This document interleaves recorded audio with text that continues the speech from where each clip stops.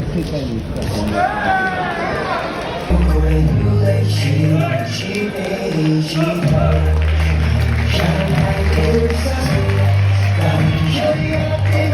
がここにいるうちの本物のスクールスポーツのために行こうぜベイビーバンとの国は気をつけて、現実になることがありますからね。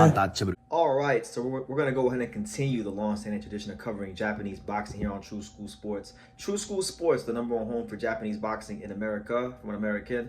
Arigato gozaimasu. Thank you to everybody that's tuning in. And ayete okata. Nice to see everybody here once again, showing that love, that passion, and that support that we all have for the sport of boxing. Now, we're going to talk about some more, not one of, Japan's favorite boxing son, the monster, Naoya Inoue. Now, he's currently in preparation for his September 14th fight against Murodjon Akhmadaliev.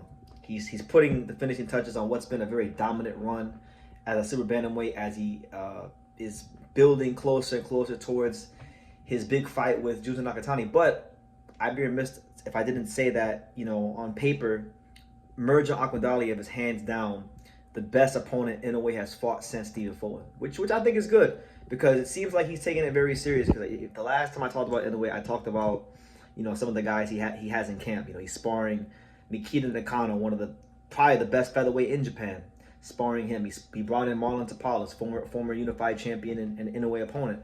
Brought in Marlon Tapales, one of the top, you know, one of the other top 122 pounders.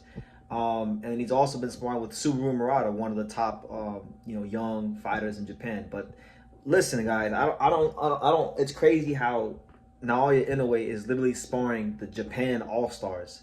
I'm gonna call his training camp the Japan Allstars because Japan is known for having a lot of southpaws. Japan is known for having a lot of southpaws, mostly power punchy southpaws, but just southpaws. And what's so great about the Murodjon fight from the Inoue perspective is that it's not hard at all for him to find sparring right there in Japan. You know, a lot of times, especially in the higher weight categories, you know, so a lot of times these Japanese fighters got to outsource their sparring. But the thing is, because Murodjon is a power punching southpaw, there's so much of that in Japan that it's easy to find. So it's been reflected upon the sparring.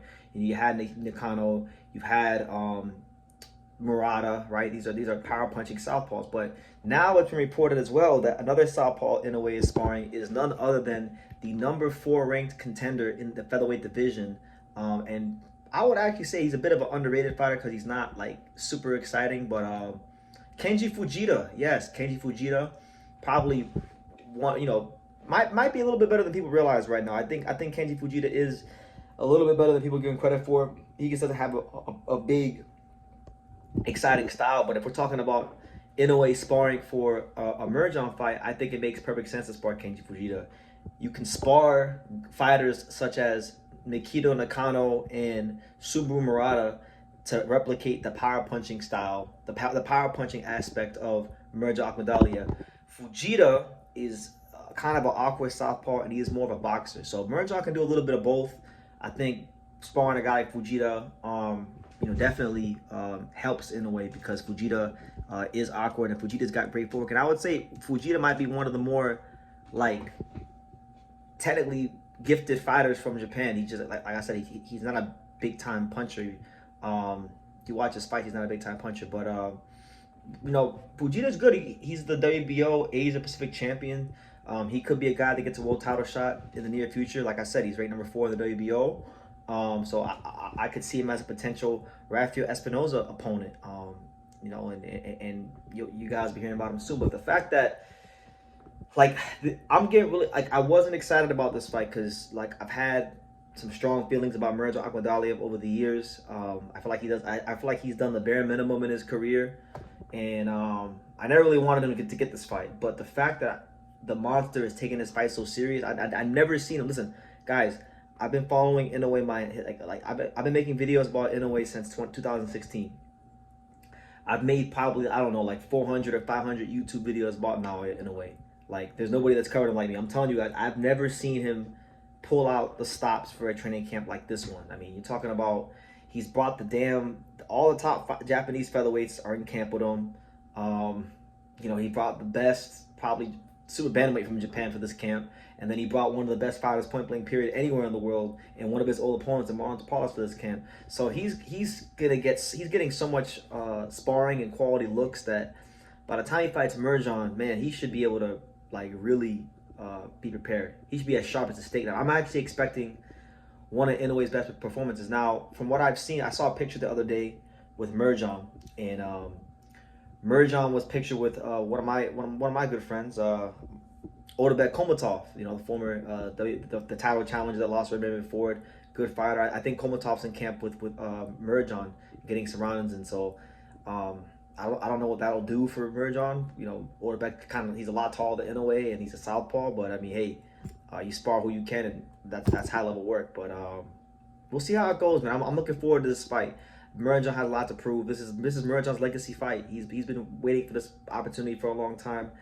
I think this is the first time Inoue's probably been this up for a fight since Fulton, because a lot of people in Japan are telling him that this is going to be such a hard fight, and it's reflecting in the sparring and who he's picking for these sparring partners.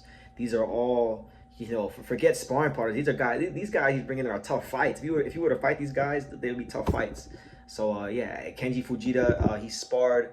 According to this article, he sparred Inoue 8 times, and Hideki Ohashi, the president of Ohashi Boxing Gym, he stated that it's the best, you know, sparring that's ever happened. It's the best practice that's ever happened. That's the best training that's happened, and that's what it is. So it's crazy. It's just crazy to be seeing the sparring partners are bringing in. So shout out to Inoue. Shout out to Kenji Fujita. I'm a Kenji Fujita fan. I like him. I want to see how far he can go in boxing. He's like 9-0 right now with 5 knockouts. He just got a knockout his last fight against the Korean that he fought down there at Corkin Hall. But I think Kenji Fujita is due for a step-up fight in class real soon. I want to see him fight someone who's got real pop and you know, isn't in Asia. You know, see what he can do on the true world level. But you know, he's a good fighter, good technical fighter. A little awkward. It's gonna bring a good look to camp, and yeah, that's the news, guys. So what do you guys think about Inoue sparring? Adding Kenji Fujita to this ridiculous camp of Japanese. It's Japan Allstars. Kenji Fujita, Mikita Nakano, Subaru Murata, and Marlon Tapales. Those are his sparring partners for this fight. So think of that what you will. Inoue Akhmadaliev on September 14th should be a really good fight, an explosive fight. And yeah, leave your comments down below. Make sure you guys take the time to subscribe. And like I say in every single one of these videos, you can love me or you can hate me, but I'm just a kid from Dania. So until next time, take care, guys.